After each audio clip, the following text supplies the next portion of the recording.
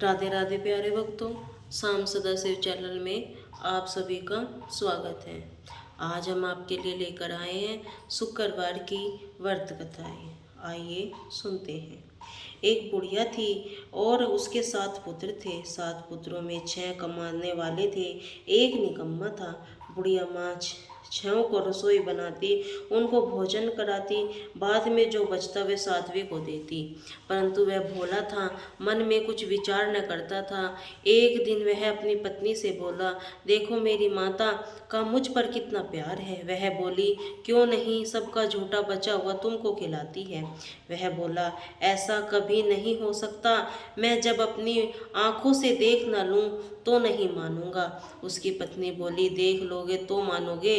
कुछ दिन बाद वह बड़ा त्योहार आया। घर में 7 प्रकार के भोजन और चूरमा के लड्डू बने। वह देखने के लिए सर दर्द का बहाना कर पतला कपड़ा सर पर ओढ़कर रसोई में लेट गया। कपड़े से सब देखता रहा। उसके 6 भाई भोजन करने आए। उसने देखा कि माँ ने उनके लिए सुंदर सुंदर आसन बिछाए हैं, 7 प्रकार की रसोई परोसी है। वह आग्रह करके उन्हें जिमाती है। यह देखता रहा। जब 6 भाई भोजन करके उठे, झूठी थालियों में से लड्डू के टुकड़े को उठाया और एक लड्डू बनाया।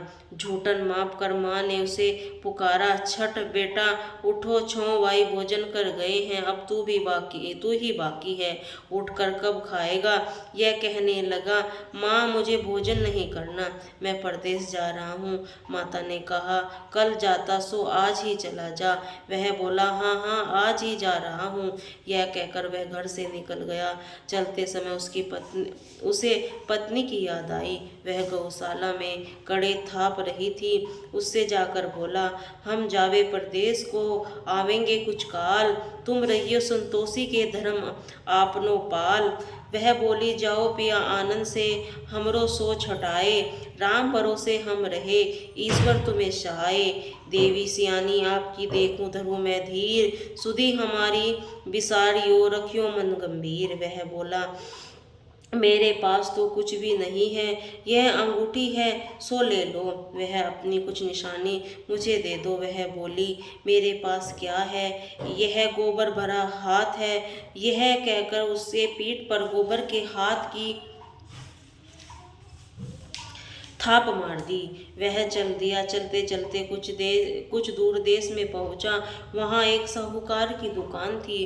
वह दुकान पर जाकर कहने लगा, भाई मुझे नौकरी पर रख लो। साहूकार को जरूरत थी। वह बोला, रह जा। लड़के ने पूछा, तनख्वाह क्या दोगे। साहूकार ने कहा, काम देखकर दाम मिलेंगे। साहूकार के यहाँ वह नौकरी मिल गई। सुबह 7 बजे वह रात तक नौकरी करने लगा। कुछ दिनों के बाद दुकान का सारा लेन देन का हिसाब, ग्राहकों का माल बेचना, सारा काम करने लगा। साहूकार के 7-8 नौकरी थी। वह सोच में पड़ गया कि यह बहुत होशियार बन गया है। साहूकार ने भी काम देखता 3 महीने तक उसे आधे मुनाफे का साझीदार बना लिया और बाहर वर्ष तक नामी सेठ बन गया। साहूकार सारा कारोबार उसके ऊपर छोड़कर बाहर चला गया। अब वह बहू पर बीती सुनो। सास ससुर उसे दुख देने लगे। सारी गृहस्थी का काम कराकर उसे लकड़ी लेने जंगल में भेजते। घर की रोटियां को आटे में भूसे में जो भूसी निकलती उसे रोटी बनाकर रख दी जाती थी। कूफे नारियल की नरेली के पानी, इसी तरह दिन बीतते रहे। कुछ दिन वह लकड़ी लेने जा रही थी। रास्ते में उसे बहुत सी स्त्रियां संतोषी माता का व्रत करती दिखाई दी। वहां वह खड़ी हो गई। सुनकर बोली, बहनों तुम किस देवता का व्रत करती हो, इनसे करने से क्या फल मिलता है, इस व्रत को करने से क्या विधि है। यदि तुम इस व्रत का विधान मुझे समझा दोगी तो मैं तुम्हारा बड़ा एहसान मानूंगी। तब उसने एक स्त्री से बोली, सुनो, यह संतोषी माता का व्रत है। इसको करने से निर्धनता दरिद्रता का नाश होता है, लक्ष्मी आती हैं, मन की चिंताएं दूर हो जाती है, घर में सुख आने से मन की प्रसन्नता शांति मिलती है। यह देखकर बहू चली दी। रास्ते में लकड़ी के बोझ को बेच दिया। उनसे जो पैसे गुड़ चना ले आया। माता के व्रत की तैयारी कर आगे चल। सामने मंदिर देख पूछने लगी, यह मंदिर किसका है। लोगों ने बताया, यह संतोषी माता का मंदिर है। यह सुन माता के मंदिर में जा माता के चरणों में लौटते लगी और विनती करने लगी, माँ मैं निमट मूर्ख हूँ, व्रत के नियम नहीं जानती, मैं बहुत दुखी हूँ। हे माता जगत जननी, मेरे दुख को दूर कर मुझे अपनी शरण में लो। माता पर दया आ गई। वह शुक्रवार बीती थी। दूसरे दिन शुक्रवार उसके पति का पत्र आया। काम से तो उसका भेजा हुआ पैसा भी पहुंचा। यह देखकर जेठानियां मुंह सिकोड़ने लगी, इतने दिनों में इतना पैसा आया है, इससे क्या बढ़ाई है। उसके ताना देने लगी।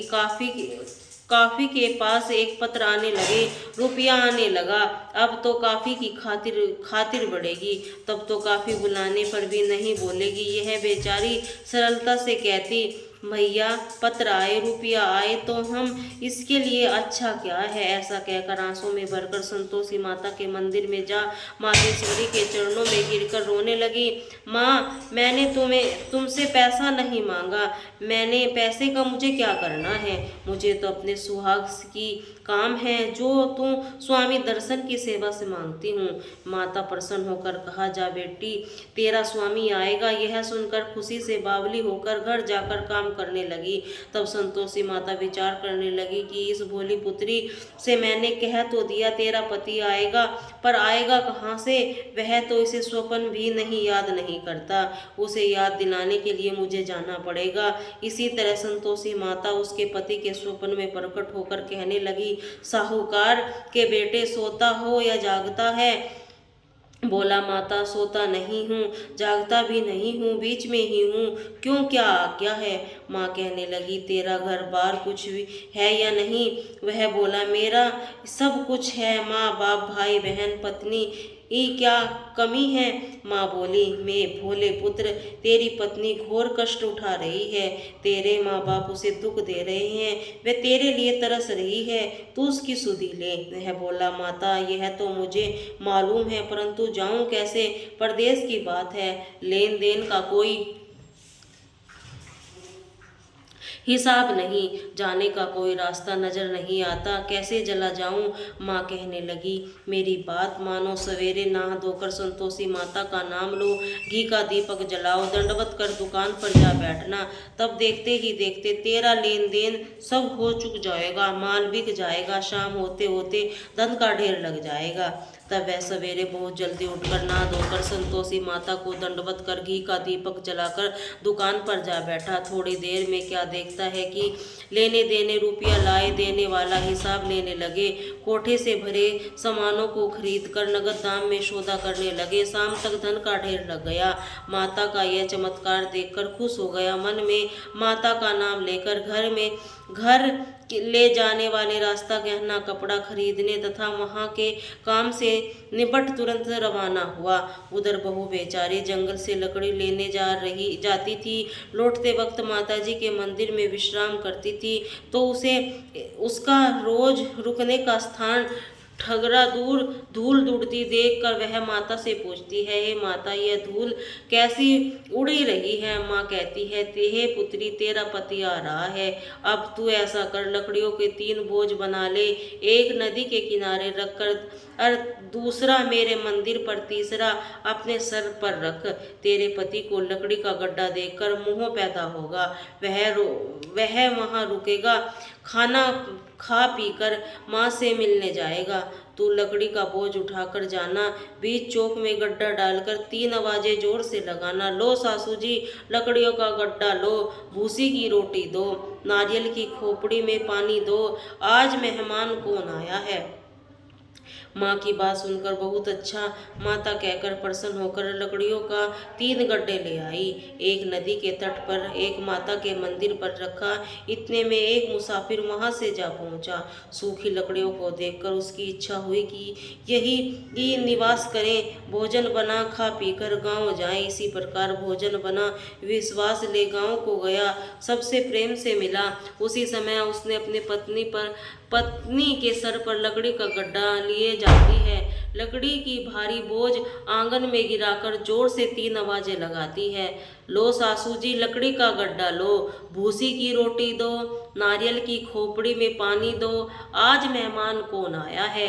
यह सुनकर उसकी सास अपने दिए हुए कष्टों को भुलाने के लिए कहती है, बहू ऐसा क्यों कहती हो, तेरा पति ही तो आया है। हाँ बैठ, मीठा भात खा, भोजन कर, कपड़े गहने पहन। इतने में उसकी आवाज़ सुनकर उसका पति बाहर आता है और अंगूठी देख व्याकुल होकर माँ से पूछता है, माँ ये कौन है। माँ कहती है, बेटा तेरी बहू है। आज 12 वर्ष हो गए, तू जब से गया है तब से सारे गांव में जानवरों की तरह भटकती फिरती है, काम काज घर का कुछ नहीं करती, 4 समय आकर खा जाती है। अब तुझे देखकर भूसी की रोटी और नारियल की खोपड़ी में पानी मांगती है। वह लज्जित होकर बोला, ठीक है माँ, मैंने इसे भी देखा है और तुम्हें भी देखा है। अब मुझे दूसरे घर की चाबी दो तो मैं उससे रहूँगा। माँ बोली, ठीक है बेटा, जैसी तेरी मर्जी, कहकर चाबी का गुच्छा पटक दिया। बेटे ने चाबी ले दूसरे कमरे में जो तीसरी मंजिल के ऊपर था खोलकर अपना सामान जमाया। एक दिन वह भी वहां जाकर महल जैसा ठाट बाट बन गया। जब क्या था, वह दोनों पति पत्नी सुखपूर्वक रहने लगे। फिर अगला शुक्रवार आया। बहू ने पति से कहा, मुझे संतोषी माता का उद्यापन करना है। पति बोला, कुछ अच्छा खुशी से करो।